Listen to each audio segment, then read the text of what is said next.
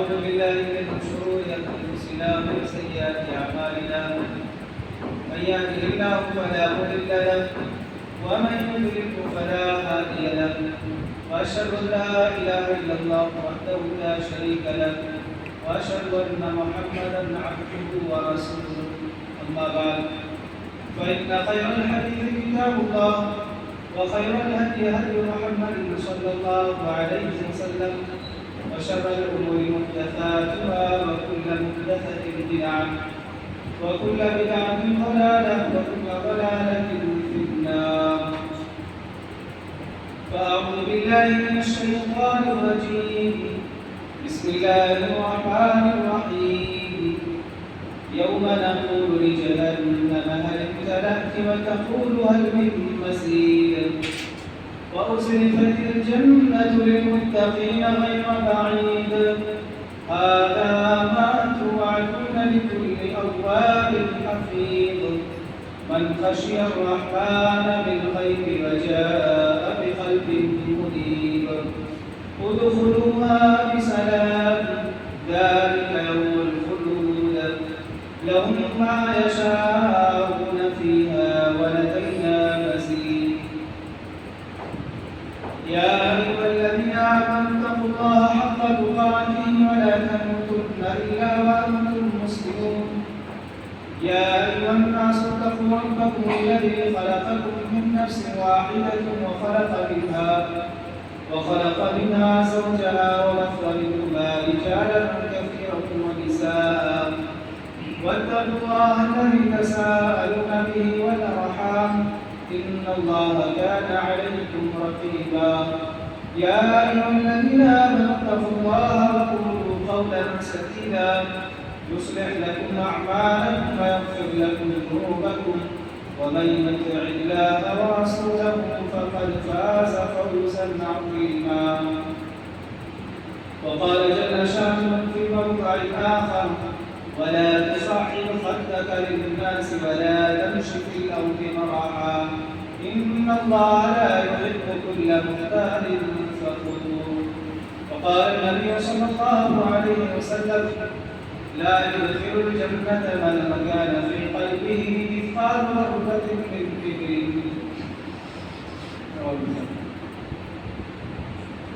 تمام نسل کی تعریف و توصیف بزرگی و بڑائی سب اللہ رب العالمین کے لیے کے سوا ہے. وہ اللہ رب العزت جس نے ہم تمام انسانوں کو پیدا فرمایا اور پھر پیدا کرنے کے بعد اللہ رب العزت نے ہمیں یوں ہی بیکار و بھٹکتا ہوا نہیں چھوڑا بلکہ ہماری رشد و ہدایت کے لیے اللہ تعالیٰ نے انگنت نبیوں و رسولوں کو اس طرح فانی کرنا مبعوث فرمایا اور درود و سلام نازل ہو تمام نبیوں و رسولوں پر خصوصاً اللہ کے آخری نبی جناب محمد رسول اللہ صلی اللہ علیہ وآلہ وسلم. محترم حاضرین جمعہ و بزرگان دین دینی بگڑی و اسلامی بھائیوں و اسلامی خواتین پیاری ماں و بہن، آج ہم آپ حضرات کے سامنے چند ایسے امور پر گفتگو کریں گے کہ وہ امور جو ہم میں سے اکثر و بیشتر لوگوں سے ساتھی ہوتے رہتے ہیں، سرزد ہوتے رہتے ہیں، حالانکہ اللہ رب العزت نے اسی طرح سے اللہ کے رسول صلی اللہ علیہ وسلم نے ایسے اعمال پر ایسے امور پر ہمیں جہنم کی وعید بھی سنائی ہے. اسلامی بھائیوں، سب سے پہلی بات یہ ہے کہ ہم کسی بھی کلمہ وہ شخص کو جو لا الہ الا اللہ محمد رسول اللہ کا تہہ دل سے جو اقرار کر رہا ہو، ایسے شخص کو ہم قطعی طور پر کسی گناہ کی وجہ سے جہنمی نہیں کہہ سکتے، یا کسی طرح سے کوئی ایسا شخص جو بہت ہی زیادہ متقی و پرہیزگار ہو اس کو بھی ہم جنتی قطعی طور پر نہیں کہہ سکتے، سوائے ان لوگوں کے جن کے بارے میں اللہ رب العزت نے قرآن مجید کے اندر اسی طرح سے اللہ کے رسول صلی اللہ علیہ وسلم نے احادیث نبویہ میں ارشاد کیا. کیوں؟ اس لیے کہ اللہ کے رسول صلی اللہ علیہ وسلم کی حدیث اس بات پر دلالت کرتی ہے کہ ایک وہ شخص کہ جس کی زندگی ہی گناہوں میں گزری ہوئی ہوتی ہے، زندگی کے آخری ایام میں چل رہا ہوتا ہے، اپنی زندگی کے آخری مرحلے میں چل رہا ہوتا ہے، کہ وہ ان گناہوں کو ترک کر کے، ان گناہوں کو چھوڑ کر اللہ رب العزت سے توبہ کر لیتا ہے اور پھر جنتیوں والا عمل کرنے لگتا ہے، تقدیر اس پر غالب آ جاتی ہے۔ وہ تقدیر جو اللہ رب العزت نے اس وقت لکھوایا، فرشتوں کو بھیج کر لکھوایا تھا کہ جب یہ اپنے ماں کے پیٹ کے اندر 4 مہینے کا تھا، یعنی 120 دن کا تھا، اسی وقت اللہ رب العزت نے فرشتے کو بھیج کر اس کی رزق کے بارے میں، اس کی عمر کے بارے میں، اس کے نیک یا برا ہونے کے بارے میں، اس کے جنتی یا جہنمی ہونے کے بارے میں اللہ تعالیٰ نے تقدیر میں لکھوا دیا تھا۔ لیکن میرے بھائیوں، وہ تقدیر میں جو اللہ تعالیٰ لکھوا دیتا ہے اس پر ہمیں مجبور نہیں کیا ہے کہ آپ کس طرح سے عمل کریں، بلکہ اللہ رب العزت نے ہمیں آزاد چھوڑا ہے۔ ہم خود مختار ہیں، ہم اپنے حساب سے، اپنے سمجھ کے حساب سے جو ہے عمل کر سکتے ہیں۔ اللہ رب العزت نے ہمیں کسی عمل کے لیے مجبور نہیں کیا ہے۔ میرے بھائیوں، آخر میں انسان جب کسی میدان میں محنت کرتا ہے، کوشش کرتا ہے، ناکام ہو جاتا ہے، اس کو وہ چیز حاصل نہیں ہوتی جس کے لیے وہ دوڑ بھاگ کر رہا ہوتا ہے، میرے بھائیوں، ایسے حالت میں انسان کو اپنے معاملات کو تقدیر کے حوالے سے سپرد کر دینا چاہیے کہ اللہ تعالیٰ نے اس چیز کو ہمارے مقدر میں نہیں لکھا تھا، اس لیے ہم اس کو نہیں حاصل کر پائے۔ میرے بھائیوں، وہی تقدیر انسان کے آخری ایام میں غالب آ جاتی ہے، اور پھر وہ انسان جس کی زندگی گناہوں میں گزری ہوئی ہوتی ہے وہ توبہ کر لیتا ہے، جنتیوں والا عمل کرنے لگتا ہے اور پھر جنت میں داخل ہو جاتا ہے۔ میرے بھائیوں، وہیں پر حدیث اس بات پر بھی دلالت کرتی ہے کہ ایک وہ شخص جو ابتدائی زندگی سے لے کر ہی آپ اپنی زندگی کے آخری ایام تک نیکیوں کا کام کرتا رہتا ہے، متقیوں والا عمل کرتا رہتا ہے، لیکن آخری وقت میں تقدیر اس پر غالب آتی ہے، یعنی وہ جو اللہ تعالیٰ نے فرشتے کے ذریعے سے لکھوا دیا تھا وہ اس پر غالب آ جاتی ہے کہ یہ شخص جہنمی ہوگا، تو پھر ایسا شخص جو ہے جہنم میں چلا جاتا ہے۔ میرے بھائیوں، اس لیے ہمیں کسی بھی کلمہ و شخص کے بارے میں قطعی طور پر یہ حکم صادر نہیں کرنا چاہیے کہ فلاں شخص جنتی ہے یا جہنمی ہے، سوائے ان لوگوں کے جن کے بارے میں اللہ رب العزت نے اور اس کے رسول صلی اللہ علیہ وسلم نے پیشین گوئیاں فرمائی یا ان کے بارے میں خبر دی۔ ہاں، اتنا ہم ان کے بارے میں ضرور کہہ سکتے ہیں کہ تمہارا یہ جو عمل ہے یہ جہنم میں لے جانے والا ہے، یا اسی طرح سے تمہارا یہ عمل جو ہے بڑا ہی خوشائند ہے، یہ جنت میں لے جانے کا ذریعہ ہے۔ سامعین کرام، اسی طرح سے دیکھیے صحیح مسلم کی روایت ہے کہ اللہ رب العزت کتنا خطرناک ہے، یعنی اس کی گرفت کتنی مضبوط ہے، اس کی پکڑ کتنی سخت ہے کہ اللہ کے رسول صلی اللہ علیہ وسلم نے فرمایا لو يعلم المؤمن ما عند الله من العقوبة ما قنط بجنة احد، کہ ما طمع بجنة احد، کہ اگر ایک شخص، ایک مومن شخص کو اللہ رب العزت کی گرفت کے بارے میں پتہ چل جائے، ما عند الله من العقوبة، یعنی اللہ رب العزت کی گرفت کے بارے میں اگر پتہ چل جائے تو ایسا شخص جو ہے جو جنت کی تمنا لیے بیٹھا ہوا ہے، جنت کی آرزو کر رہا ہے، اللہ رب العزت کی اس پکڑ کے بارے میں اسے پتہ چل جائے تو وہ شخص جنت کی تمنا چھوڑ دے گا۔ اسی طرح سے اللہ کے رسول صلی اللہ علیہ وسلم نے فرمایا لو يعلم الكافر ما عند الله من الرحمة ما قنط بجنته احد، کہ اگر ایک کافر شخص کو جو کہ جنت و جہنم کا انکار کرتا ہے، اس کا یہ عقیدہ نہیں ہے کہ اللہ تعالیٰ نے اس موت کے بعد وہ ہمیشگی کی زندگی جنتی یا جہنمی ہونے کی حیثیت سے رکھی ہے، اس کا یہ عقیدہ نہیں ہے کہ اللہ تعالیٰ نے جنت اور جہنم بھی بنائے رکھا ہے، لیکن اگر اسے اللہ رب العزت کے اس رحمت کے بارے میں پتہ چل جائے کہ اللہ تعالیٰ کتنا بڑا رحیم ہے، تو وہ شخص بھی، وہ کافر شخص بھی جس کے خیال میں دور دور تک کی باتیں نہیں ہیں کہ جنت بھی کوئی چیز ہے، تو وہ بھی جنت کی تمنا کرنے لگے۔ سامعین کرام، اس حدیث سے بات ثابت ہوتی ہے کہ دیکھیے ہمیں کسی بھی شخص کے بارے میں اس طرح سے طور پر جنتی اور جہنمی ہونے کا دعویٰ نہیں کرنا چاہیے۔ سامعین کرام،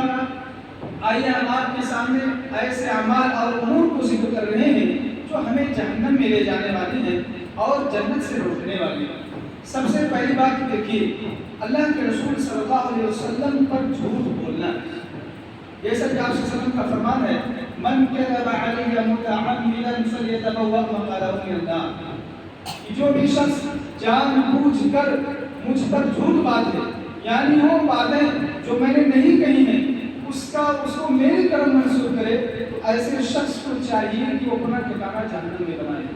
سامعین کرام، آج دیکھیے ہمارے درمیان، ہمارے سماج میں، ہمارے معاشرے میں لوگ آپس میں کس قدر جھوٹی حدیثیں کر جو ہے اللہ کے رسول صلی اللہ علیہ وسلم کی طرف منسوب کرتے ہیں، چاہے وہ فضائل کے سلسلے میں ہو، عقائد کے سلسلے میں ہو، حقوق و معاملات کے سلسلے میں ہو، عبادت کے سلسلے میں ہو، ترغیب و ترہیب کے سلسلے میں ہو، کہ آج لوگ ان اعمال کے سلسلے میں کس طرح سے حدیثیں گھڑتے ہیں، خاص کر کے وہ مخصوص طبقہ کی جو اپنے آپ کو دین کا داعی کہتا ہے، کہ وہ کہتا ہے کہ فلاں جگہ نکلو گے اور اتنا دن اس راستے میں، اس عمل میں گزارو گے تو تمہیں اتنے حج اور اتنے عمرے کا ثواب ملے گا۔ میرے بھائیوں، اس طرح سے حدیثیں گڑ کر جو ہے اللہ کے رسول صلی اللہ علیہ وسلم کی طرف منسوب کی جاتی ہیں۔ سامعین کرام، اسی طرح سے یہ تو ہمارے آپسی معاملات ہوئے، اور پھر دیکھیے کہ آج سوشل میڈیا کا زمانہ ہے۔ آج کی سوشل میڈیا کے دور میں کہ لوگ جو ہے جھوٹی موٹی حدیثیں گڑھ کر کے جو ہے آج سوشل میڈیا پر شیئر کر دیتے ہیں، نشر کرتے رہتے ہیں اور کہتے ہیں کہ اس حدیث کو، اس بات کو اتنے لوگوں تک پہنچاؤ تمہیں جنت مل جائے گی، تمہارے کاروبار میں برکت آئے گی، تمہارے گھر میں برکت آئے گی، اور تمہیں بیماریوں سے شفا بھی مل جائے گی، تمہارے یہاں خوشحالی آئے گی۔ میرے بھائیوں، اس طرح سے جو ہے آج لوگ جھوٹی حدیثوں کو جو ہے نشر کر رہے ہیں، پھیلا رہے ہیں۔ میرے بھائیوں، حضرت مغیرہ بن شعبہ رضی اللہ عنہ کہتے ہیں کہ اللہ کے رسول صلی اللہ علیہ وسلم نے فرمایا، ان کذبا علی لیس کذب علی احد، کہ تم میں سے ایک شخص کا میرے اوپر جھوٹ باندھنا جو ہے آپس میں ایک دوسرے پر جھوٹ بولنے کی طرح نہیں ہے۔ یہ جو آپس میں تم جھوٹ بولتے ہو یہ بھی گناہ ہے، بہت بڑا گناہ ہے، لیکن جو مجھ پر تم جھوٹ بولتے ہو یہ اس سے بہت ہی زیادہ خطرناک گناہ ہے، بہت بڑا گناہ ہے۔ سامعین کرام، اس لیے ہمارے پاس اس طرح کی کوئی بھی بات آئے، کوئی بھی ایسی حدیث آئے جس کا حوالہ نہ ہو، اس کے سلسلے میں تحقیق نہ ہو، تو ہم ایسی چیزوں کو شیئر کرنے سے، نشر کرنے سے بچیں۔ اور اگر ہمیں اس چیز کے بارے میں علم نہ ہو تو ہم اہل علم سے پوچھ لیں، جیسا کہ اللہ رب العزت کا فرمان ہے، فَاسْأَلُوا أَهْلَ الذِّكْرِ إِن كُنتُمْ لَا تَعْلَمُونَ، کہ اگر کسی بھی مسئلے کے سلسلے میں، کسی بھی معاملے کے سلسلے میں تمہیں اگر علم نہ ہو تو جو علم رکھتے ہیں، جو جاننے والے ہیں، ان سے تم پوچھ لو۔ اسی طرح سے اللہ تعالیٰ نے ایک دوسری جگہ قرآن کریم کے اندر ارشاد فرمایا، یا ایھا الذین آمنوا ان جاءکم فاسق بنبأ فتبینوا ان تصیبوا قوما بجہالۃ فتصبحوا علی ما فعلتم نادمین، کہ وہ لوگوں، اگر تمہارے پاس کوئی بھی خبر آئے تو تم اس کی تحقیق کر لیا کرو۔ کیوں؟ اس لیے کہ کہیں ایسا نہ ہو کہ جو لوگ نہیں جانتے ہیں ان کی وجہ سے تم نادانی میں مبتلا ہو جاؤ اور پھر تمہیں اس کام پر شرمندگی کا سامنا کرنا پڑے۔ میرے بھائیوں، تو اس طرح سے ہمارے پاس جو بھی بات آئے پہلے اس کی تحقیق کر لیں، اس کے بعد ہی ہم جو ایک دوسرے کے پاس اس کو شیئر کریں۔ اسی طرح سے دیکھیے، ایک ایسا عمل ہے، وہ عمل کہ امانتوں میں خیانت کرنا، یہ بھی جہنم میں لے جانے والا عمل ہے۔ آج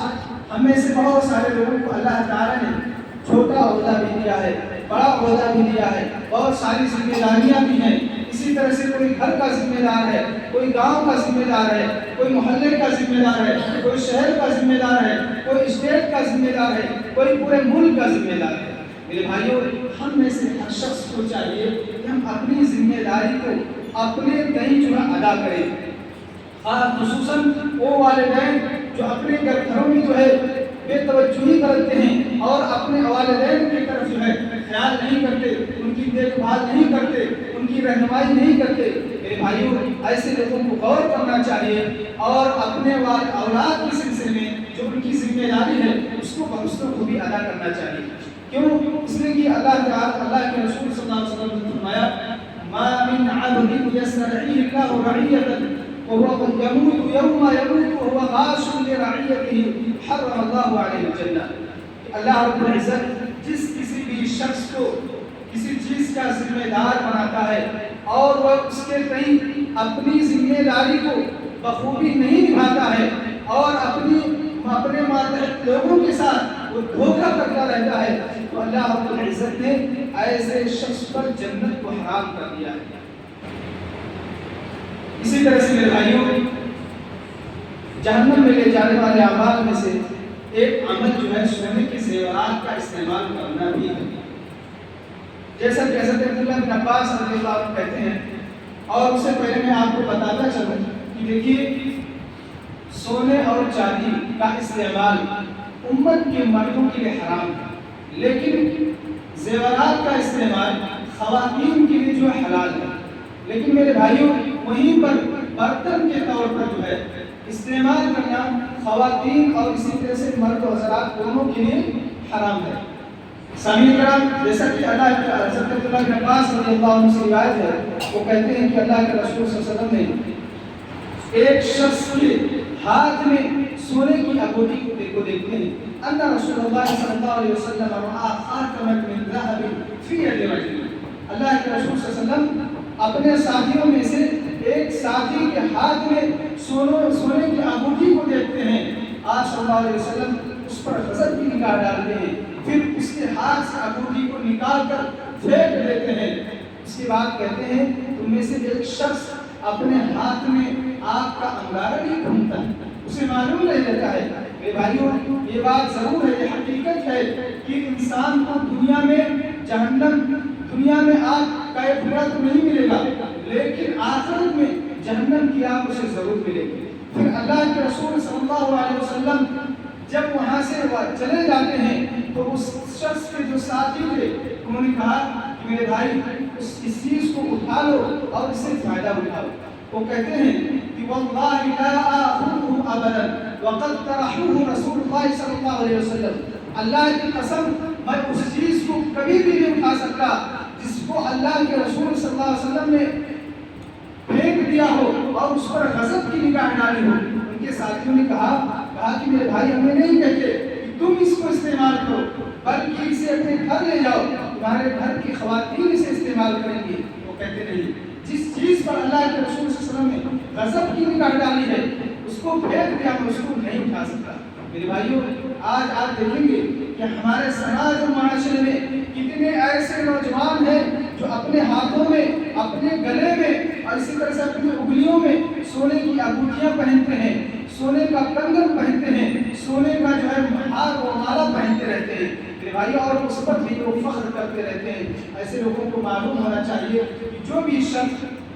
سونے کا استعمال کرتا ہے تو ایسا شخص گویا کہ اپنے ساتھ آگ کا، جہنم کی آگ کا ایک انگارہ لیے پھرتا رہتا ہے۔ اسی طرح سے وہ خواتین جو باریک کپڑوں کا استعمال کرتی ہیں، باریک کپڑے زیبتن کرتی ہیں، تنگ اور چست کپڑے پہنتی ہیں، جس کی وجہ سے جو ہے ان کے بدن کے اعضاء ظاہر و نمایاں ہوتے ہیں۔ میرے بھائیوں، ایسی عورتوں کے بارے میں، ایسی خواتین کے بارے میں بھی اللہ کے رسول صلی اللہ علیہ وسلم نے وعید، جہنم کی وعید سنائی ہے۔ جیسا کہ آپ صلی اللہ علیہ وسلم نے فرمان ہے وَنِسَاءٌ كَاسِيَاتٌ عَارِيَاتٌ مَائِلَاتٌ وَمُمِيلَاتٌ، کہ وہ ایسی وہ عورتیں جو باریک کپڑے پہننے والی ہیں، ایسے کپڑے جس میں وہ بے پردہ نظر آتی ہیں اور اسی طرح سے وہ خود گمراہ رہتی ہیں، خود بہکی رہتی ہیں، مردوں کو بھی بہکانے والی ہوتی ہیں۔ اللہ کے رسول صلی اللہ علیہ وسلم نے ایسی خواتین کے سلسلے میں اتنی سخت وعید سنائی ہے کہ جنت میں جانا تو دور کی بات، لا يدخلن الجنت ولا يجدن ريحها، ایسی خواتین جو ہے جنت کی خوشبو بھی نہیں پائیں گی۔ حالانکہ اللہ کے رسول صلی اللہ علیہ وسلم نے فرمایا کہ جنت کی خوشبو اتنے قضا و قضا، اتنے میل کے فاصلے سے پائی جا سکتی ہے، اس کی خوشبو محسوس کی جا سکتی ہے۔ اسی طرح سے میرے بھائیوں، آج آپ دیکھیں گے کہ کہ ہماری خواتین جس طرح سے جو ہے اس طرح سے عریاں لباس یعنی جس میں ان کی وہ زیب و زینت ظاہر ہوتی ہے، اسی طرح سے جو ہے باریک کپڑے استعمال کرتی ہیں، چست اور ٹائٹ کپڑے پہنتی ہیں، اور خاص کر کے میرے بھائی و حجاب کے سلسلے میں معذرت کے ساتھ کہنا چاہوں گا کہ آج ہماری خواتین میں سے 50% سے زیادہ جو ہے آج یہ نقاب کو پردے کے طور پر استعمال نہیں کرتی ہیں بلکہ فیشن کے طور پر استعمال کرنے لگی ہیں۔ میرے بھائیو خاص کر کے آپ اس چہرے کی اس پٹی کو دیکھیے کہ جس پر جو ہے لکھا رہتا ہے ماشاء اللہ ماشاء اللہ، اسی طرح سے اور دوسری طرح کی تحریریں لکھی رہتی ہیں، یعنی کہ آدمی دیکھے تو اس کے دل میں فوراً خیال آ جائے ماشاء اللہ۔ یعنی میرے بھائیو اس طرح سے آج ہماری خواتین پردے کے سلسلے میں بے راہ روی کا شکار ہے، انہیں جو ہے اس پر اصلاح کرنے کی ضرورت ہے۔ اسی طرح سے ہم والدین کو دیکھتے ہیں کہ اپنے بچوں کے سلسلے میں جب وہ مارکیٹ جاتے ہیں، مارکیٹ میں وہ اپنے ان چھوٹی چھوٹی بچیوں کے لیے ایسے کپڑے خرید کر لاتے ہیں کہ جس میں سے یعنی کندھے سے لے کر پورا ہاتھ کھلا رہتا ہے۔ اسی طرح سے جو ہے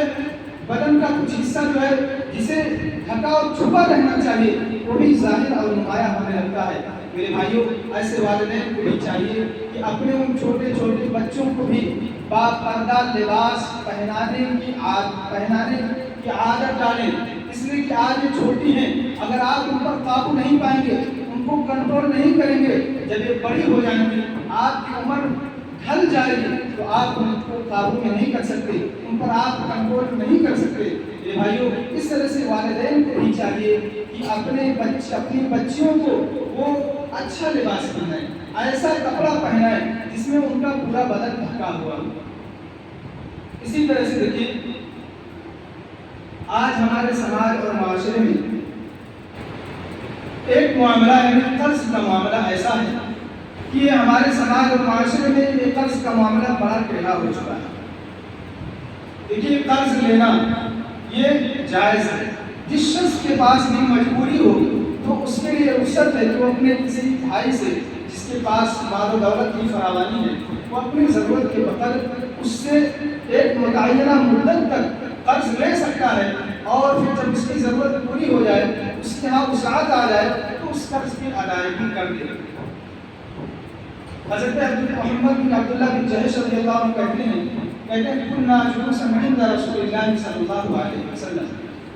ہم ایک مرتبہ اللہ کے رسول صلی اللہ علیہ وسلم کے پاس بیٹھے ہوئے تھے، فرفع رأسه الى السماء، آپ صلی اللہ علیہ وسلم اپنے سر کو آسمان کی طرف اٹھاتے ہیں، فوضع کفیہ علی جنبیہ، آپ صلی اللہ علیہ وسلم اپنی ہتھیلیوں کو اپنی پیشانی پر رکھتے ہیں، پھر کہتے ہیں قال سبحان اللہ، کہ اللہ تعالیٰ کی ذات پاک ہے، کتنا سخت حکم نازل ہوا ہے۔ صحابہ کرام کہ جب آپ صلی اللہ علیہ وسلم انہیں یا معاشر الشباب یا معاشر المہاجرین کہہ کر پکارتے تھے وہ فوراً متوجہ ہو جاتے تھے، فوراً لبیک کہتے تھے، کہتے تھے اللہ کے رسول صلی اللہ علیہ وسلم میرے ماں باپ آپ پر قربان ہوں، میں حاضر ہوں، کیا معاملہ ہے؟ آپ صلی اللہ علیہ وسلم جب یہ کہتے ہیں کتنا سخت حکم نازل ہوا ہے، جتنے کہ صحابہ کرام آپ صلی اللہ علیہ وسلم کے سامنے موجود تھے ان میں سے کسی کی ہمت نہیں ہوتی ہے کہ وہ آپ صلی اللہ علیہ وسلم سے پوچھ سکیں کہ اللہ کے رسول صلی اللہ علیہ وسلم یہ جو سخت حکم نازل ہوا ہے یہ کس چیز کی سلسلے میں نازل ہوا ہے۔ دوسرے دن حضرت محمد بن عبداللہ بن جہش رضی اللہ عنہ کہتے ہیں کہ دوسرے دن جب اللہ کے رسول صلی اللہ علیہ وسلم سے ملاقات ہوتی ہے تو میں بڑی ہمت اور جرأت جٹاتے ہوئے کہتا ہوں اللہ کے رسول صلی اللہ علیہ وسلم وہ جو کل سخت حکم نازل ہوا تھا وہ کس چیز کی سلسلے میں تھا؟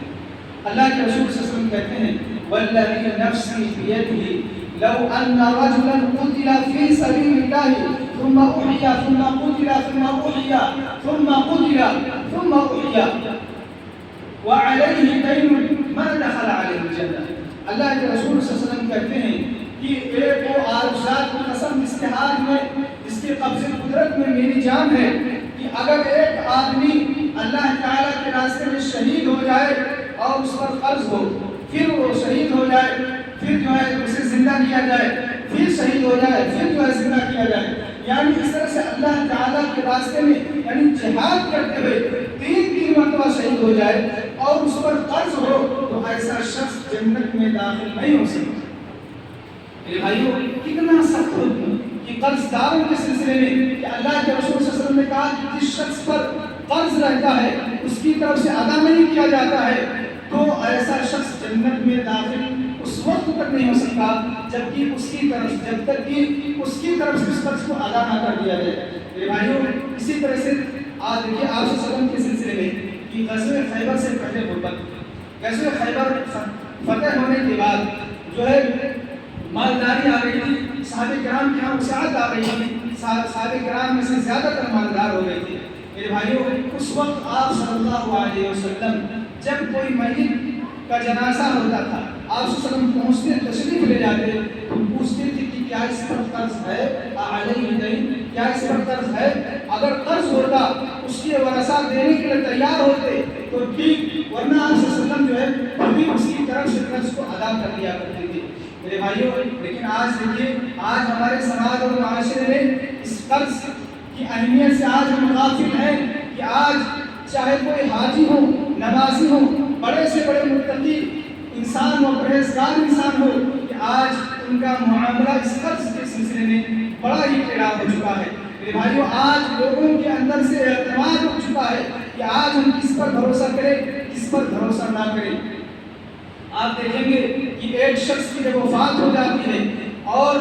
جن کا قرض اس کے اوپر رہتا ہے وہ اس قرض کا مطالبہ کرنے کے لیے اس میت کے ورثہ کے پاس آتے ہیں، وہ ان کی اولادیں اس قرض کو ادا کرنے سے انکار کر دیتی ہیں۔ آپ غور کیجئے، سوچئے کہ ایک شخص جو زندگی بھر کمائی کرتا ہے کس کے لیے کمائی کرتا ہے؟ اپنی آرام و آسائش کے لیے، اپنے اولاد کے لیے، اپنی بیوی کے لیے، اپنے بچوں کے لیے۔ میرے بھائیوں ایسے شخص کی طرف سے اس کے جو ورثہ ہوتے ہیں وہ قرض ادا کرنے کے لیے تیار نہیں ہوتے اور ان لوگوں سے کہتے ہیں کہ جاؤ جس کے اوپر تمہارا قرض تھا انہی سے تم کو لینا چاہیے، میرے پاس کچھ نہیں ہے۔ میرے بھائیوں اس طرح سے ہمیں غور کرنا چاہیے اور ہمیں دیکھنا چاہیے کہ اگر ہم نے کسی کا قرض لیا ہے تو اپنی زندگی میں ہی جیتے جی ہی ہم اس قرض کو ادا کر دیں، ورنہ اگر ہم جس سے قرض لیتے ہیں تو اس سے اتنا ضرور شرط لگا لیں کہ اگر اللہ تعالیٰ نے ہمیں توفیق دیا تو ہم تمہارے قرض کو ادا کریں گے 100%، اور اگر نہیں کر پائے میرے بھائی معاف کر دینا۔ میرے بھائیوں اس طرح سے ہمیں شرط لگا دینی چاہیے کہ جیسا کہ آپ دیکھیں گے عرب میں آپ چلے جائیں وہاں پر اس طرح کا ماحول ہے، 1 روپیہ بھی اگر آپ سے لیں گے وہ بھی یہ شرط لگا دیتے ہیں کہ اگر ہم نے ادا کر دیا تو ٹھیک، سبحان اللہ، لیکن اگر نہیں ادا کر پائے تو پھر معاف کر دینا۔ میرے بھائیوں اپنی شرط کو ضرور لگا لیتے ہیں۔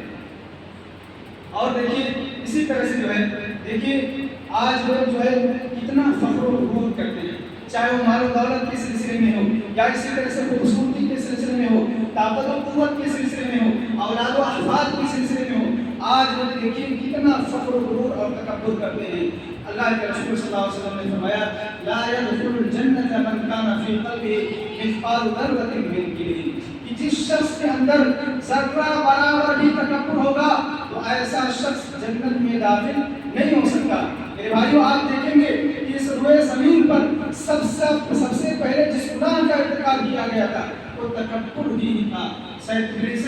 ملعون جو ہے اس نے تکبر ہی کی بنا پر اللہ رب العالمین کی اس حکم کی نافرمانی کی تھی، خلاف ورزی کی تھی۔ میرے بھائیوں ہمیں سوچنا چاہیے، ہمیں کسی بھی چیز کے سلسلے میں تکبر اور غرور نہیں کرنا چاہیے۔ اگر ہم اپنی خوبصورتی کے سلسلے میں تکبر کرتے ہیں، فخر کرتے ہیں تو میرے بھائیوں وہ اللہ جس نے ہمیں خوبصورتی دی ہے وہ چند منٹ میں ہماری خوبصورتی کو مٹا سکتا ہے۔ اسی طرح سے اگر ہم مال و دولت پر فخر کرتے ہیں تو میرے بھائیوں جس اللہ تعالیٰ نے ہمیں مال و دولت سے نوازا ہے وہی اللہ اس مال کو چھین کر ہمیں غریب بنا سکتا ہے اور ہمیں در در کی ٹھوکریں کھانے پر مجبور کر سکتا ہے۔ اسی طرح سے جس طاقت پر آج ہم غرور کر رہے ہیں اللہ وہی اللہ تعالیٰ ہے جو چاہے تو تمہاری طاقت کو چھین کر تمہیں اٹھنے بیٹھنے کھانے پینے پر مجبور کر دے، حتیٰ کہ اگر تم